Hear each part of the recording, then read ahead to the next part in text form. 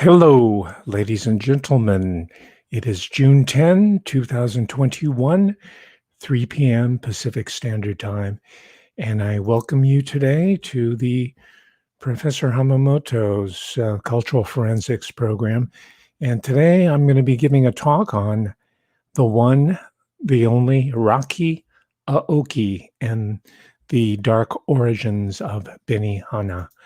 And thank you very much. I'm not going to be able to do any name checks right now because I'm on a separate page here and I want to get off of it. I have a short clip of a really important figure that I want to show you. No, it's not Rocky Aoki.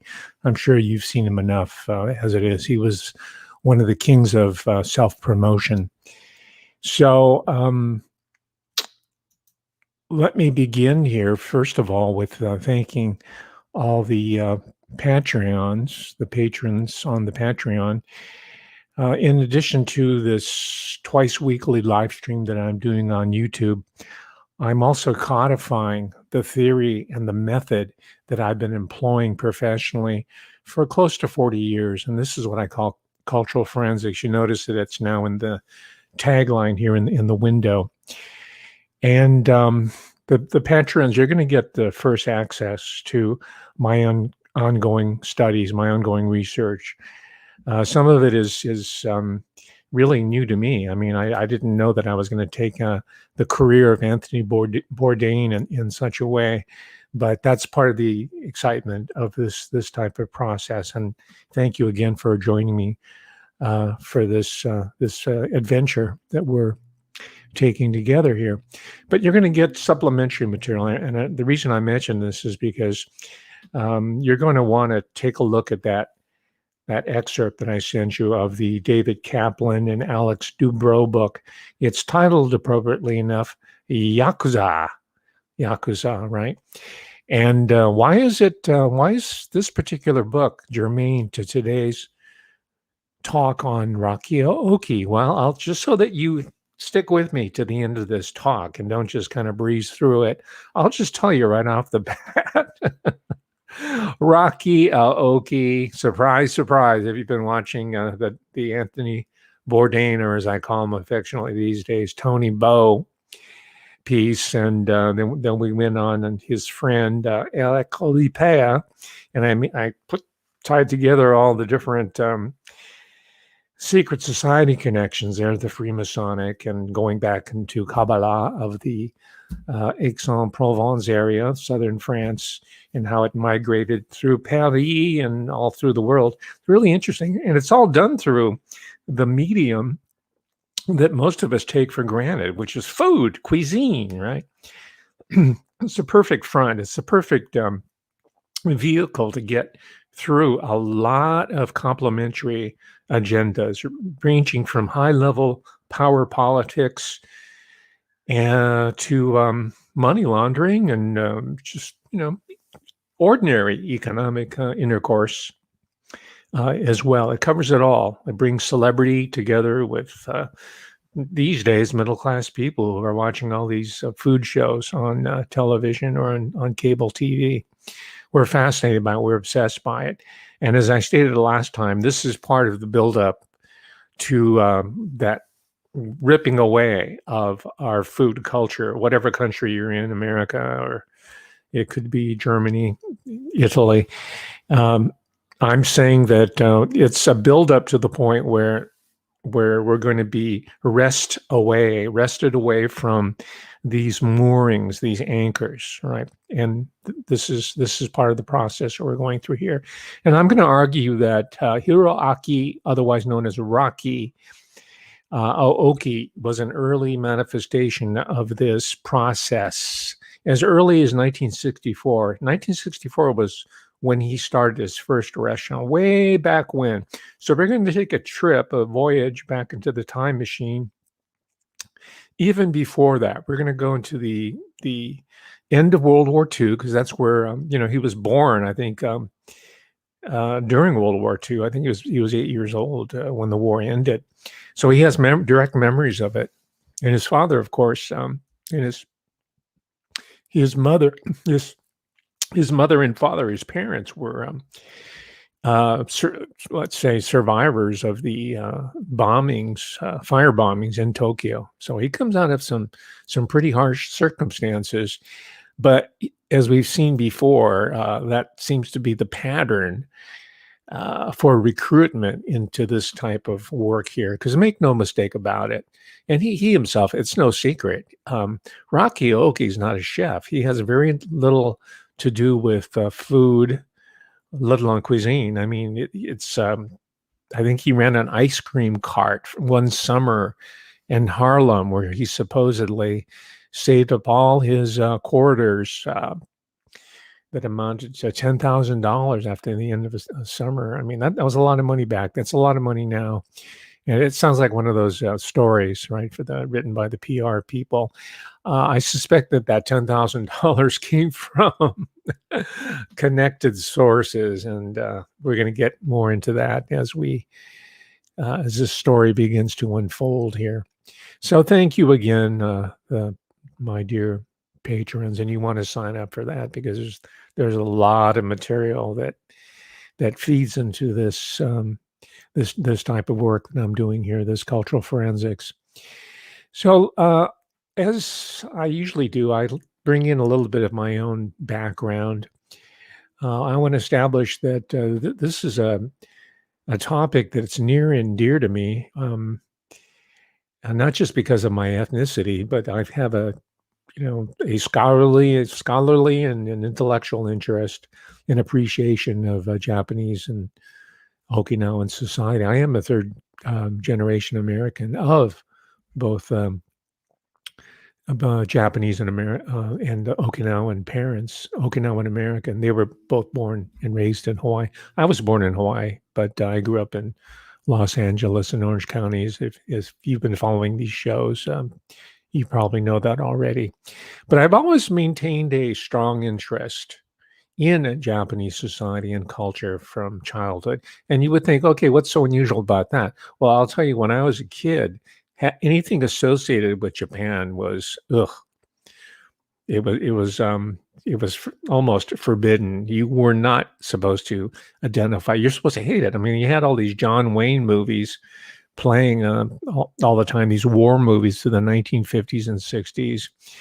And, even the great Dr. Seuss, Theodore Geisel was, writing anti-Japanese and anti-Japanese American propaganda throughout the war. So I was born into that milieu where you're supposed to, especially if you're Japanese American, you're supposed to maintain your distance from it. Now, I couldn't do that. I was interested, and fortunately, my parents were from Hawaii, so they were not put in a concentration camp, and they didn't have the Japanese ethnicity beat out of them so much as the ones here on the mainland. So I retained a lot more interest and pride, I'd have to say, in my family lineage, my bloodlines. And I'm not telling you this just to sort of brag, because if you accept one part of your lineage, you have to accept all of it, and that is the sleaze quotient, right? I was in a department called Asian American Studies, and most of the research there was just sort of defensive and trying to foreground how great all the different groups, Vietnamese American, Korean American, and yeah, I get it. But I took the opposite approach. I wanted to look at the sleaze factor amongst these various ethnic groups, not because I just like sensationalism and not just for the sake of being contrary, but I want a fuller understanding of how the world works, how societies and cultures and politics works. And in order to do that, you have to look at the dark side. How can you not look at it? And you have to look at the criminal subcultures. I shouldn't even call it a subculture, because as we're going to find today, the mainstream institutions, whether they be in banking, politics, academic, whatever it may be, are really, if you look at them, not even that closely, they're indistinguishable from what we call criminality. So it's not right to call them a subculture, because they're wed. They are one and the same culture. And why is that important today? And why are we looking at Rocky Aoki in order to reinforce this lesson in cultural forensics that I'm trying to get across? Because this is what we're seeing here in America. There's not this one corrupt culture over there that has taken us into this bad direction, right? That resulted in the theft of the recent election and the placement of these miscreants into the highest offices of the land. We know from our own study of the European influences in criminality, primary, um, from, they could be from the British Isles, they could be from Southern Italy, Northern Italy, you name it, French, all the different societies have their criminal subcultures, but we don't really get to hear that much about those that come from Asia, right? We know a lot about Latin America too, and Mexican and El Salvador and Guatemala and all those people, but we don't really hear about especially Japanese criminal subculture. And when we do, it's really in a cliched, cartoonish form, right? And that's due to people like the world's oldest fanboy wannabe, Quentin Tarantino, right? But even serious filmmakers indulge themselves in, Kill Bill type of stuff. And, the Yakuza is really the extent of most people's awareness of Japanese criminality. And you have all this stuff on YouTube that'll supposedly by these experts that don't even pronounce Yakuza correctly. They say Yakuza. So if some expert comes on and on YouTube and says Yakuza, you know that he's talking through his ass, right? He doesn't know anything. These are mostly people from the Canadian operation called, what is it called? A Vibe Publications. It was a magazine, right? Or it's a video program, and they're supposedly these great experts on Japanese criminal subculture. They're not. If you want a real good look, and even then, they're not experts by any means. Check out David Kaplan and the Alec Dubrow book, Yakuza, and start from there. And those movies are fun. We I enjoy them, but just remember their entertainment, and a lot of it is funded by the real criminals because they want to present you with a really cartoonish picture of their world or representation of their world. Okay, and finally, I go back so far officially, let's say, so far as 1974, because that's when I wrote a research paper while I was studying for a master's degree at Bowling Green State University, Ohio, not Kentucky. I was working on a master's degree in popular culture. This is before popular culture was cool. And this was also before Japan was cool. In 74, there were still these really hostile visions of Japan and Japanese society. And it started to get worse when the Japanese automobile industry started to eclipse that of Detroit, right? You had these people probably orchestrated taking sledgehammers to Toyotas and Hondas and all that stuff just to create this sort of trade war and tension and dredge up this racial animus towards Japan that goes back to World War II. Kind of like what's going on today with some of these demagogues who keep talking about the Chakams, except they were the U.S. allies for the most part until 1949 with the Chinese Revolution. And the reason I mention this is because Japan all of a sudden becomes the good guy because they ally with the United States against communist China, right? And but we'll get to that in a moment. And Rocky Aoki plays an instrumental part in this rehabilitation process, and this even more than rehabilitation, the rise to prominence of all things Japan. We got to see how Eric Rippel and the great Yoel Robuchon became fascinated by le cuisine japonaise. In fact, it even entered, that sensibility even entered into the estimable French cuisine, right? The best of the best. And some of you might have seen the documentary film. It's great. I recommend it. 2011. It's called Jiro Dreams of a Sushi. It's made by some American directors, filmmakers, and it talks. I think this is a very good representation of the sushi culture that goes way, way back. And it's a far cry from what you're going to get at a Benihana, which I'll get to in a moment. So I have to mention that if you haven't figured this out already, Benihana is not Japanese cuisine.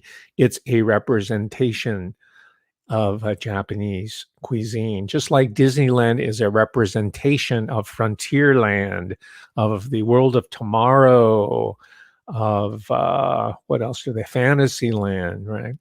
Well, it is a fantasy land. So, and I don't think Rocky Aoki would disagree with that characterization. It's pretty obvious. And this is not to denigrate people who like Benihana, who go there, but I will, in all honesty, I have avoided all my life a Benihana like the plague.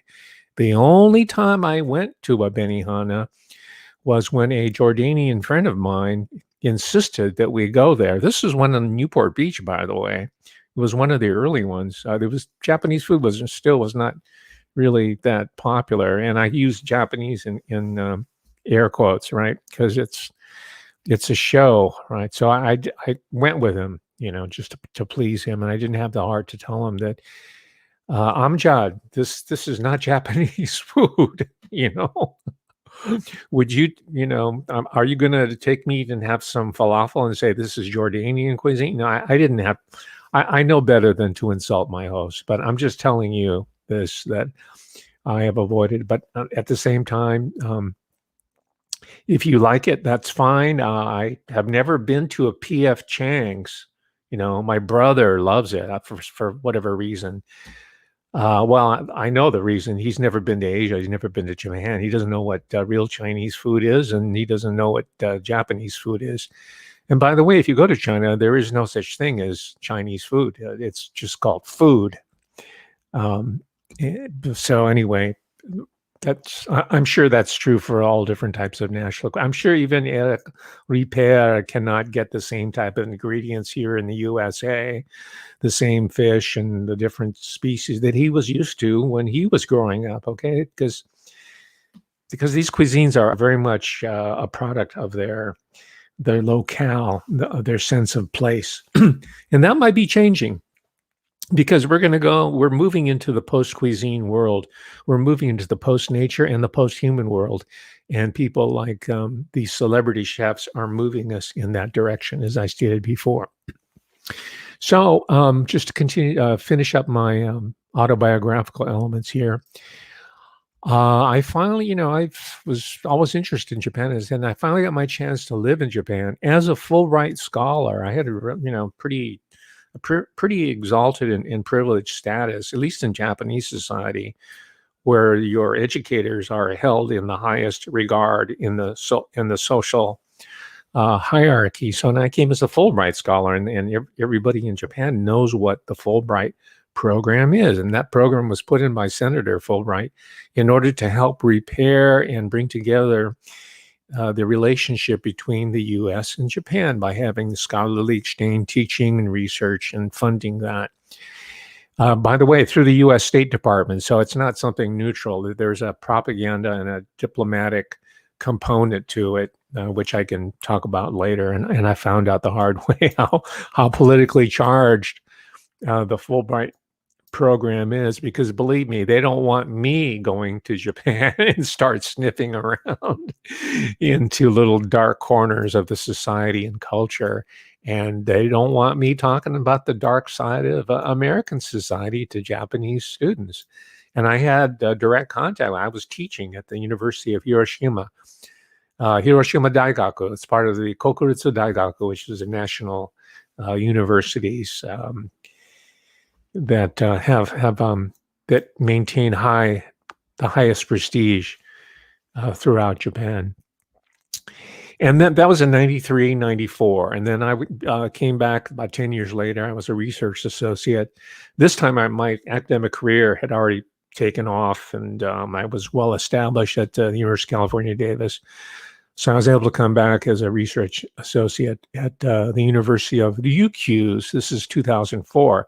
And this is in the southernmost province, or prefecture, I should say more properly. Ken is called Ken Prefecture, which is Okinawa. You're getting down towards Taiwan, South China Sea, East China Sea. It's the way down. It used to be part of a larger, well, China claimed it, and they're trying to reclaim it now. That's where all the ships, the blue water Navy ships in China, they're going around in this particular area. That's where my mother's side of the family's from. So I got to do the Hiroshima side, which was my father, and then the Okinawa part with my. That wasn't intentional. The Okinawa was, but the Hiroshima was. Well, maybe it wasn't. Maybe they handpicked me to go there so that I can be cultivated as a source, as a resource, maybe even as an asset. I don't know. So my background, being that it is, I've avoided Benihana. By the way, when I went to the Ryukyus, which is heavily dominated and even, I'd say, occupied by the U.S. military. Yes, Japan is an occupied country. It's occupied by the U.S. They call it a mutual a status of forces agreement, like it's mutual, but there's no doubt who's the senior partner in this relationship. It's the U.S. military. Excuse me. And when I was at the University of Ryukyus, I got to see the connection between diet and population, diet and life, because it's so military. There's a lot of American fast food joints there, like from McDonald's all the way down. And there's a lot of American troops and civilians as well as military people. So they, that whole model came in starting the 1950s when the U.S. came in there to occupy, and they're still there. And the health and the life expectancy of the Okinawan people plummeted. Even now, it's Okinawa has a really long-lived population, but that's changing, right? I mean, it was legendary. There were even books have been written. I met the two twins that wrote the book. It was their claim to called The Okinawan Diet. They didn't talk about the military American fast food diet. They were talking about something that was already dying out, and they didn't want to criticize corporate America, because they were Canadians, by the way, so maybe they don't care about America, but they were Canadian nationals passing as Americans, because most people, even in the United States, for some reason can't or won't distinguish between the two disparate nationalities. So anyway, the connection was very clear to me, right? And should be to you as well. So let me talk a little bit about post-war Japan. Now, it's not going to be pedantic here. I just want to connect the criminal subculture of Japan and the criminal subculture of the United States, and its intersection, its compatibility, its complementarity with the mainstream recognized Japanese government and the recognized mainstream American government. And at the time, between 1945 and 1952, Japan was under the military control rule of the American occupational government, right? It's a pretty good stretch of time, 7 years. And then supposedly the government, the Japanese leadership supposedly had been all democratized, and all the war criminals had been done away with, and Japan was back on track. And by the way, the Chinese Revolution hastened that process. 1949, the U.S. decided, hey, we're not going to keep Japan as a vassal state. We need them as a bulwark against Chinese communism. So we're going to help them build up the economy. We're going to provide industrial subsidies, open markets to them to build their national economy up to the point where they will stand as an economic dynamo, a rebuke to the communist, totalitarian, authoritarian system, right? The Chacoms. And the strategy worked for some people, not everybody, right? And they did in the United States, with the cooperation of Japan, did something similar for South Korea. South Korea was built up during the Vietnam War. Japan was built up during the Korean War, because each one of these countries supplied armaments and logistics and military support and bases for the United States. And some people within those societies, a limited oligarchy, were able to benefit by it. And then gradually the middle class was kind of brought in to share some of the spoils of these various wars that were run by the Bank of England and Wall Street, primarily, we're talking about. And some of the national banks, Bank of Japan, they were participating as well. Don't get me wrong. Everybody gets a piece of the action, but it's primarily, we're talking about the Anglo-American banking establishment that most of you who are watching this are well acquainted with, so I don't need to go into it. So keep in mind that it was the great hero of World War II, at least in the Pacific theater, General Douglas MacArthur, who was the shogun. He was the daimyo. He was the sort of the American equivalent of the emperor. I'm sorry, I shouldn't invoke the emperor's name. I don't want to be killed by the real. Yeah, because if I mention, that's something that you don't talk about when you go to Japan. It doesn't matter what your politics is. It's considered rude and off limits. But I'm just using that as a figure of speech. It was MacArthur who was the head of the supreme commander of the Allied, meaning the U.S. I mean, there was some British influence, a little bit of Australian, but it was almost all American-led. It was an American-led administration. And in fact, the post-war Japanese Constitution was written, almost all of it, and in its tenor as well as its content and its specifics were written by American advisors. I think they were civilian. They were probably political scientists. A lot of them were leftists, by the way. A lot of them were socialists. A lot of them were progressives. And even a lot of them were anti-Soviet, though, as well. It's kind of contradictory. But they were all pro-republic and pro-democracy. In fact, they wrote on Article 9 of the Japanese Constitution, Article 9, and this is to renounce war, right? It's written in the Constitution. Of course, it wasn't abided by. Japan has one of the largest standing militaries in the world, and you don't hear a lot about them, but they're a formidable presence in the East Asian theater, and a lot of it, of course, is supported by, if not led by the U.S. So, in a sense, maybe Japan was more properly a proxy, military proxy of the United States. So this is what helped to rebuild the Japanese economy. This infusion of American capital by Wall Street and the Bank of England to shore it up in order to stay off China until a cadre of pro-Chinese intellectuals, policy intellectuals, professors primarily, right, and people in the think tanks, and throughout the entire government could be cycled. The old guard would be cycled out. They'd retire, they'd age out, and they'd have a new stratum of bureaucrats, legislators, people in the judiciary, academic types, think tank people cycle through there who have been socialized into seeing Chinese communism as being a good, a social good, a political good, an economic good, and the way that the world needs to go. And these are the people who are in charge today, right?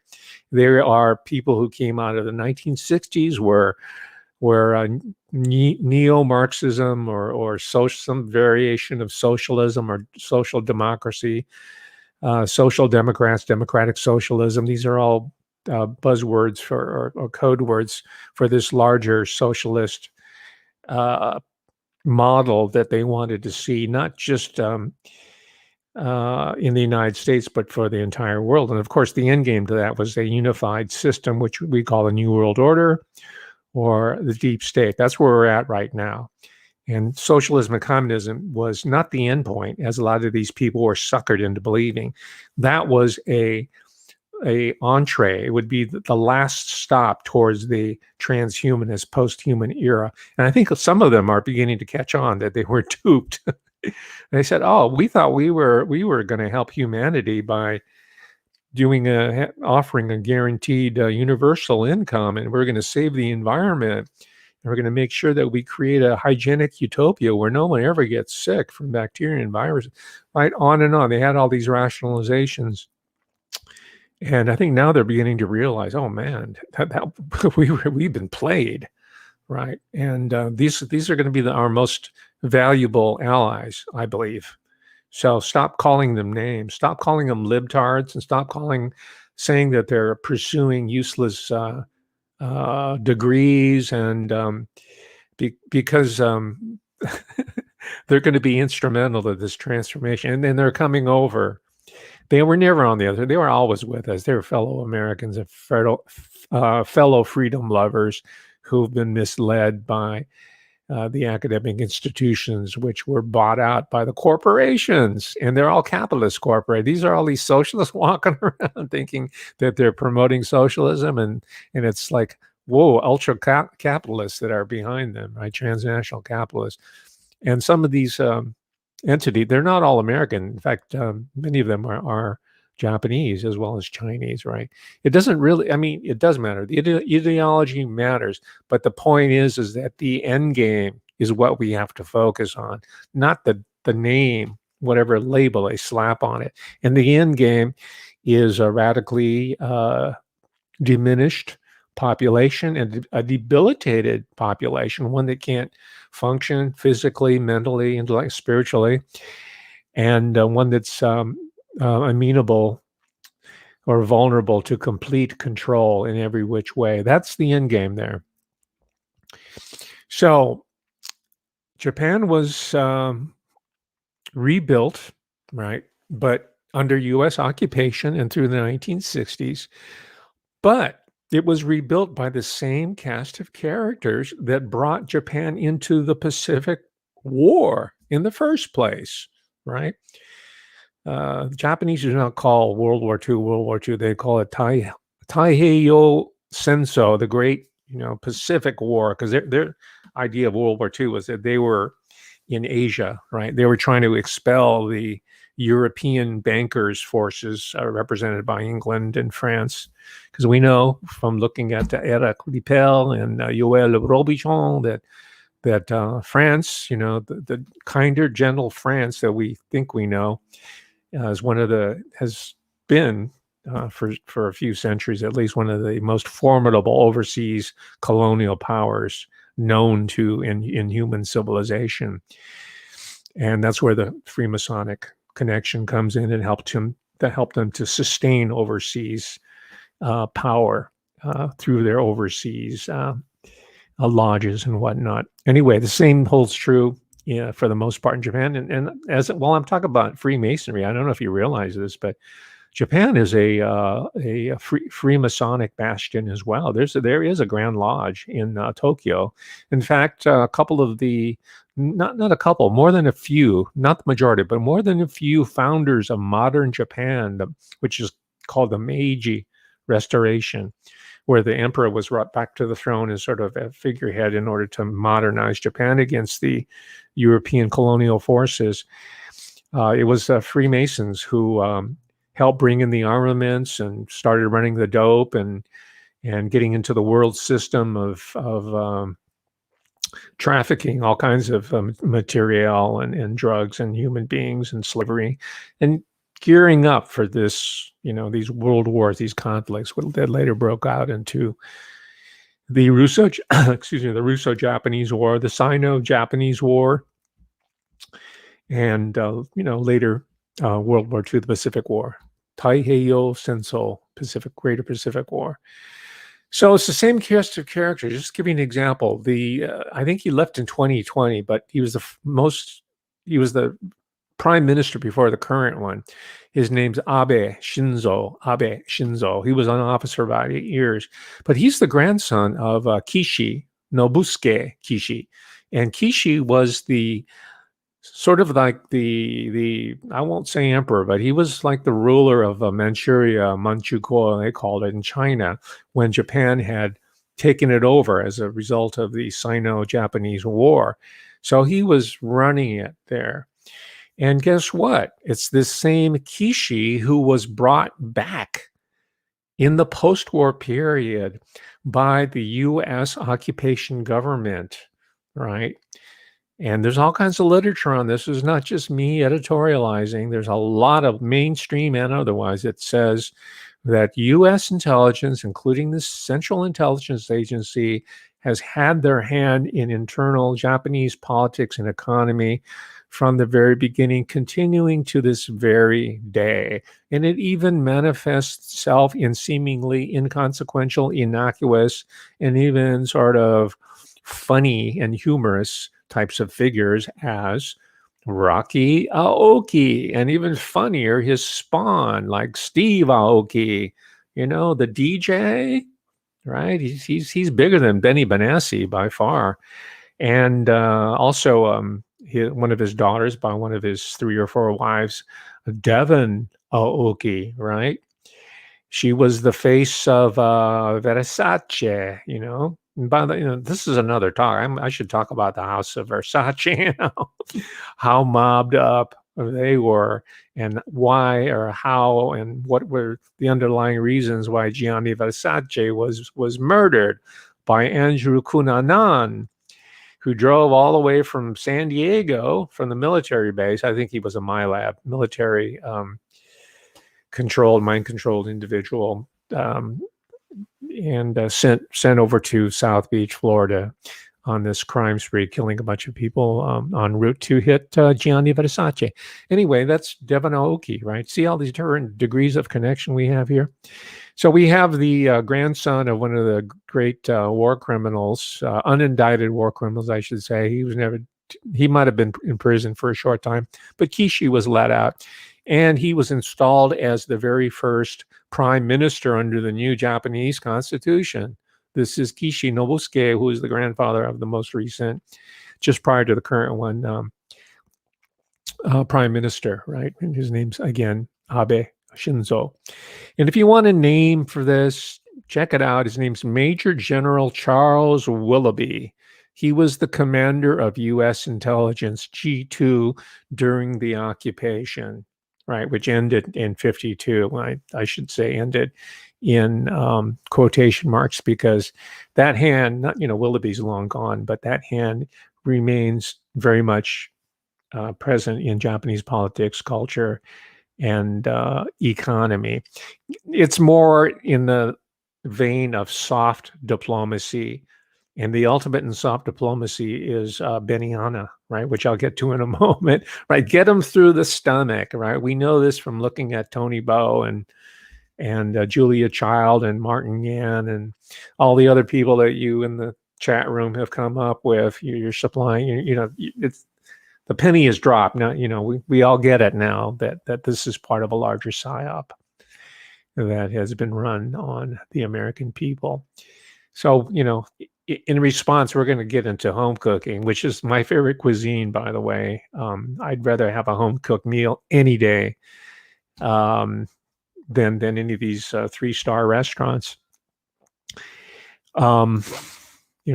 Anyway, that's another story. Check out Chalmers Johnson.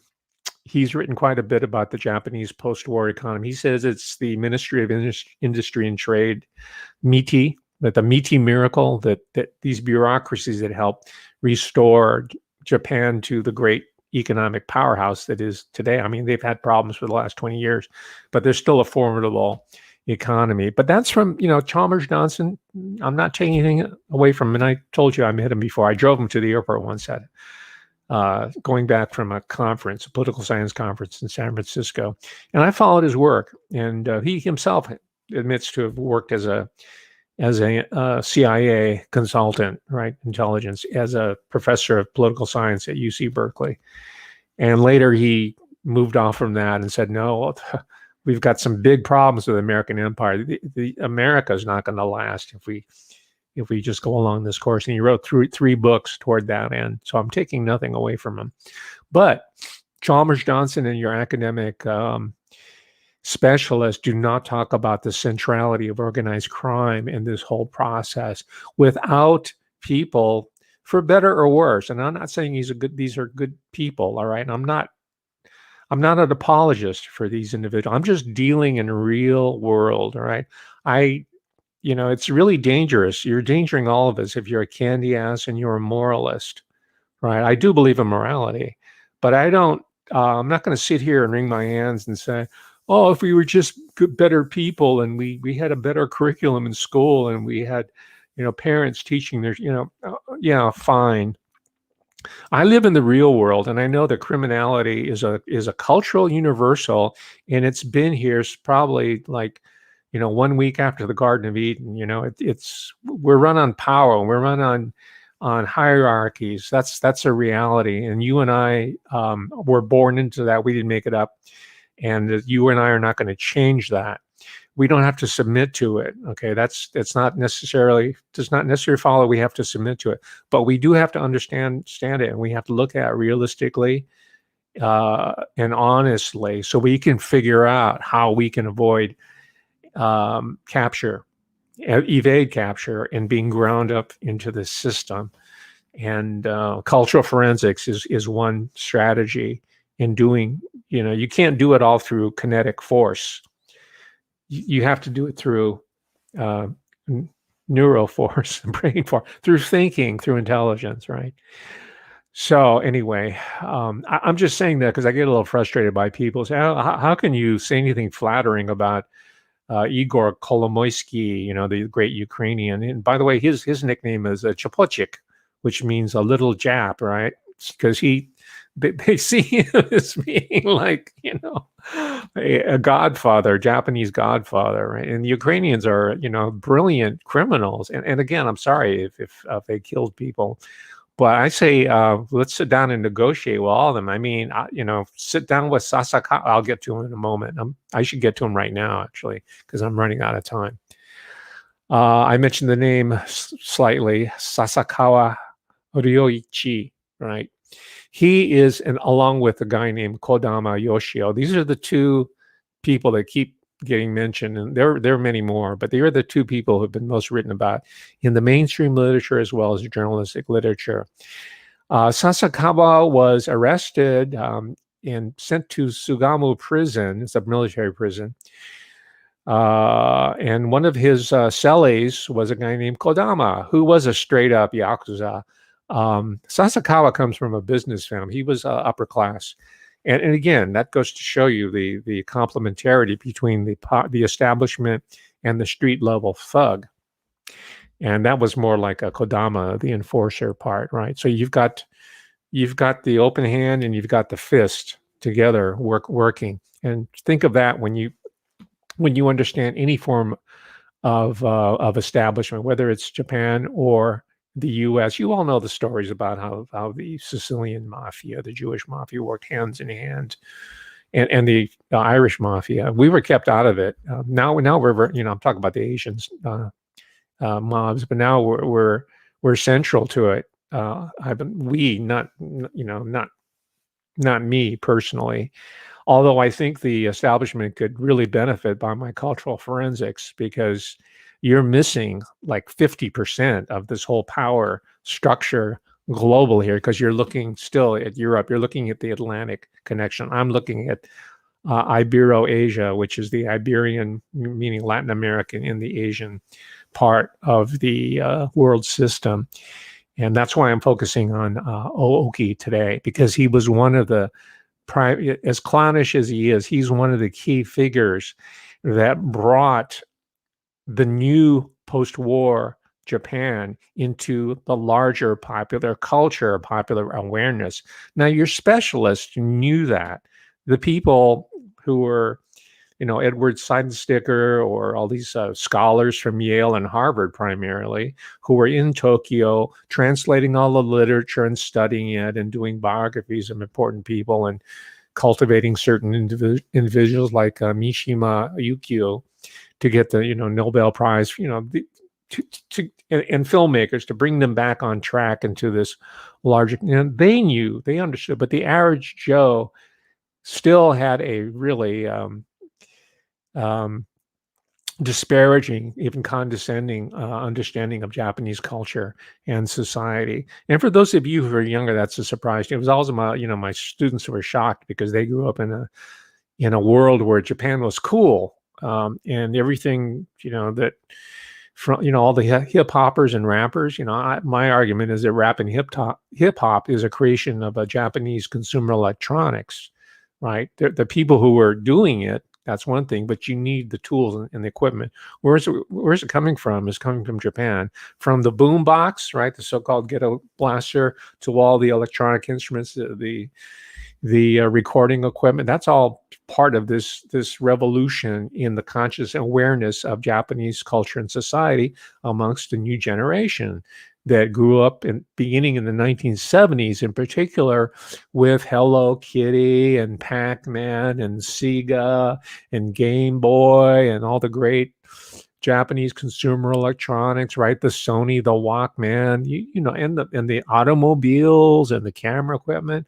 Okay, all this was rehabilitating not just the destroyed economy, the ravaged economy, but also the image. And this is called soft diplomacy. This is cultural politics that I referred to earlier when discussing people like Eric Ripert, right? And this is what Tony Bo was doing by traveling all over the world and doing soft diplomacy by supposedly exploring and appreciating and enjoying the cuisines of the world. But it's really look at my piece. It's called Eating Myanmar. It's trying to claw back Myanmar into the centralized global government. And that's why, he might not have realized that, Tony Bo, but that's what CNN's doing, CINN is doing by putting them out there in this show called Parts Unknown.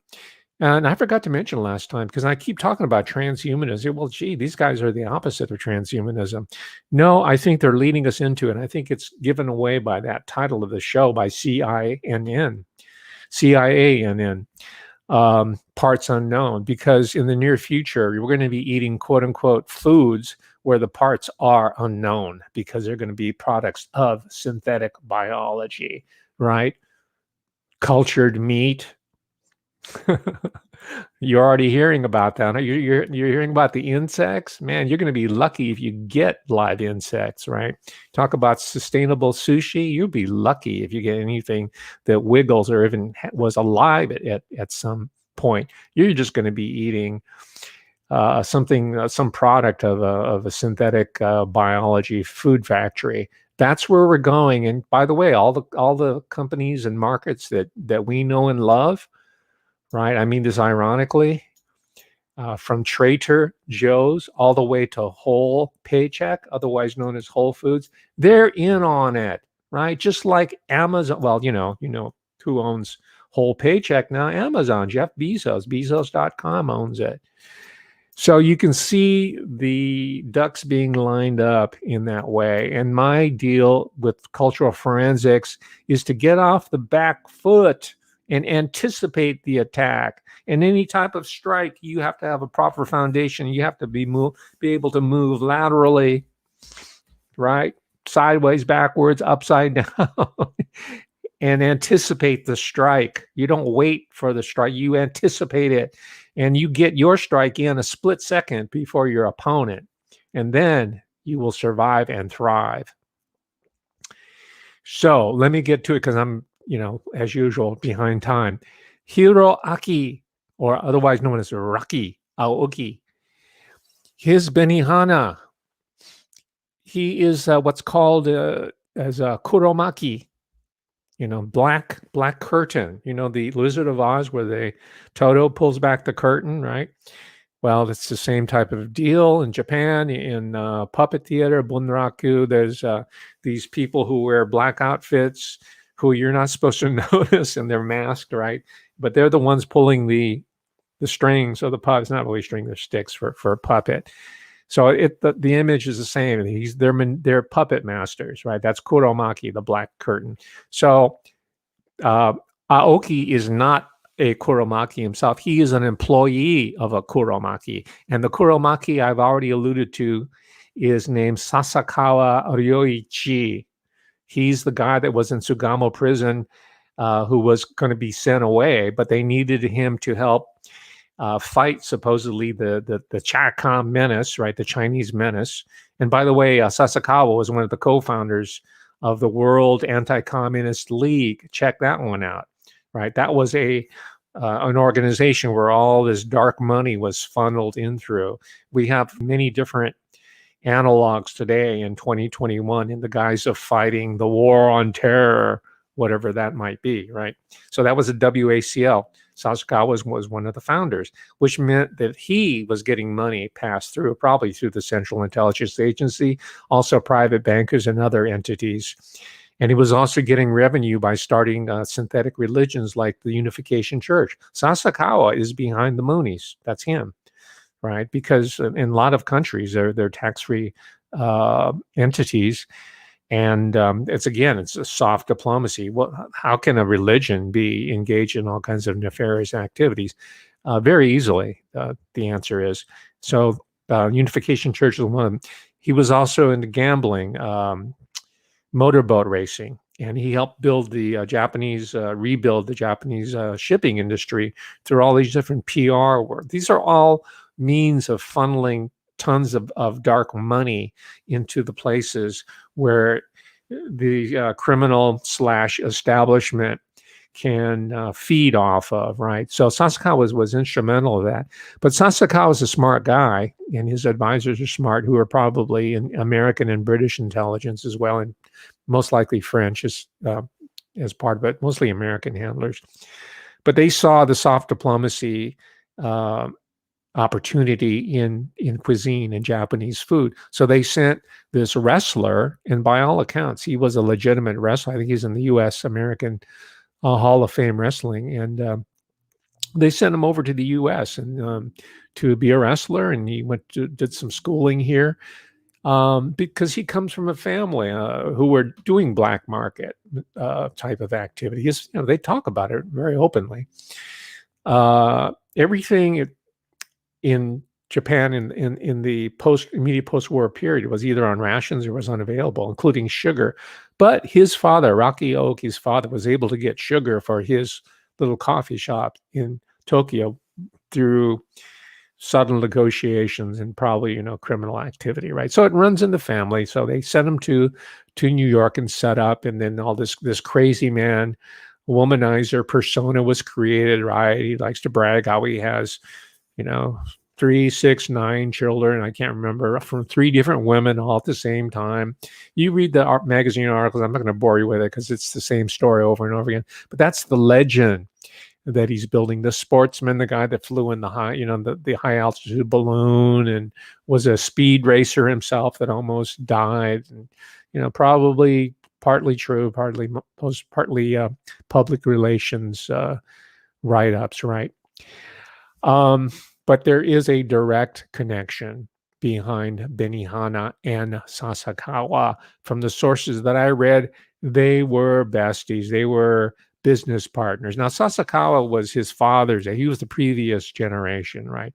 But Sasakawa had 2 or 3 sons who were more Rocky Aoki's age, and that part of the Sasakawa Empire fell to his sons. So, and one of them was the name of Sasakawa Takashi, and that was Rocky Aoki's partner in the Benihana Casino Hotel. This is in the earlier days of Atlantic City, not the early days, but the revival of the Atlantic City scene, right?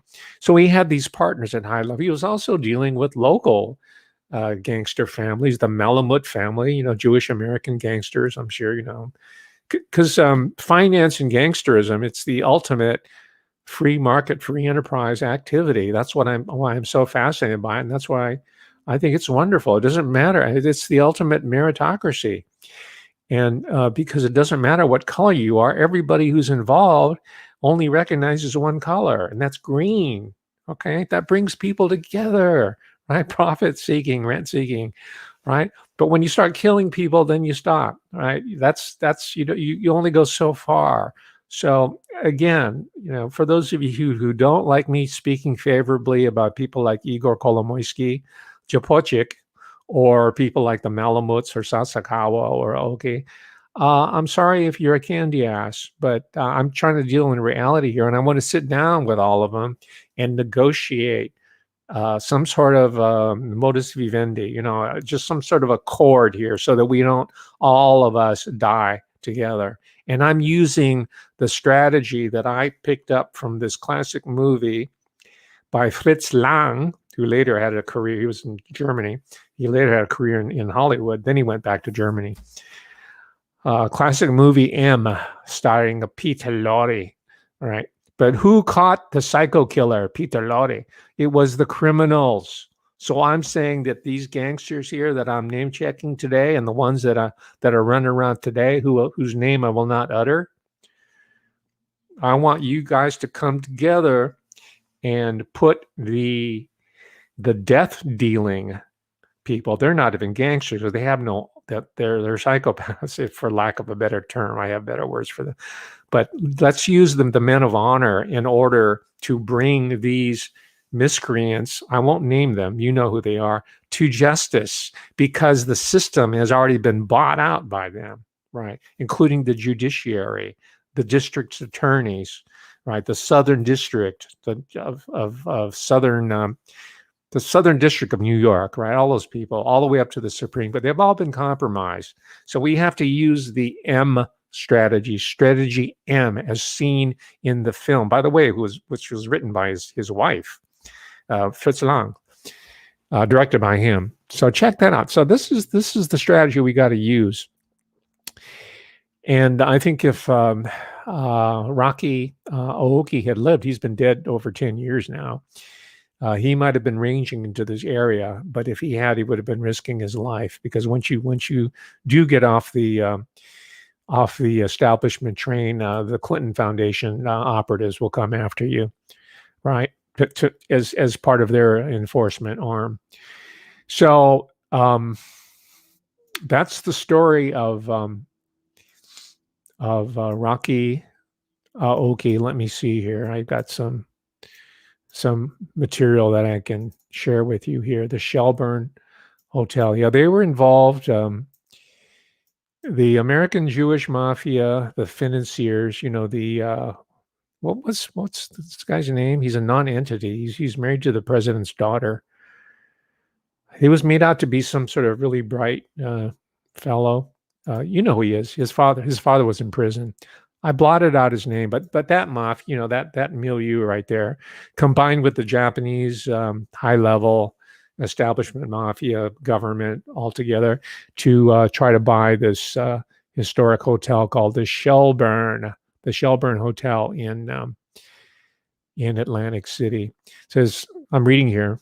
It says, upon the legalization of casino and gambling in 1976, the Shelburne once again became hot property, as with most hotels in Atlantic City at the time.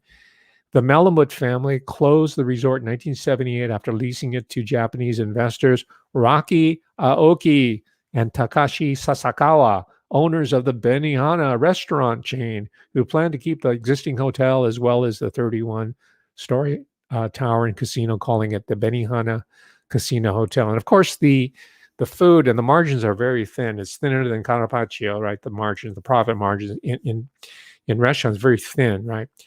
So it's kind of like a loss leader, right? But the money, the casino, that's where the action is, right?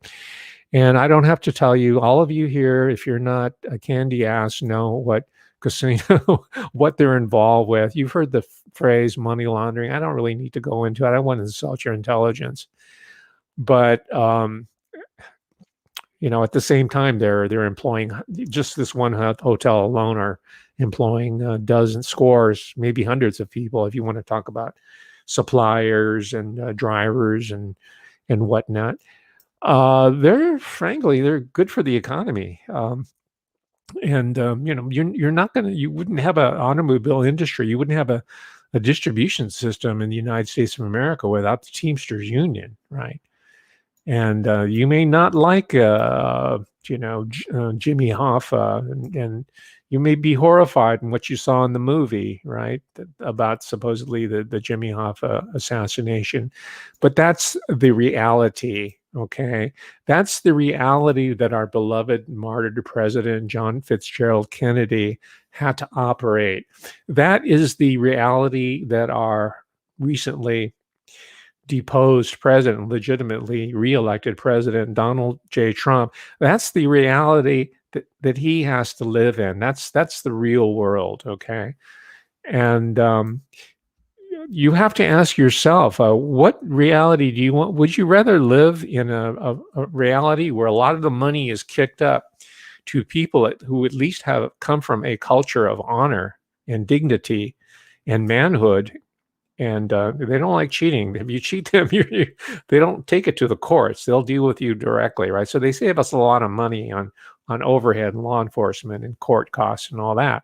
Would you rather deal with people like that, or would you rather deal with people who walk around in little lab coats and look like little rats, right? And for almost 4 decades, have been concocting more refined ways of debilitating people and even killing large swathes of the population, right? That's where we're at today in 2021. Who do you pick, right?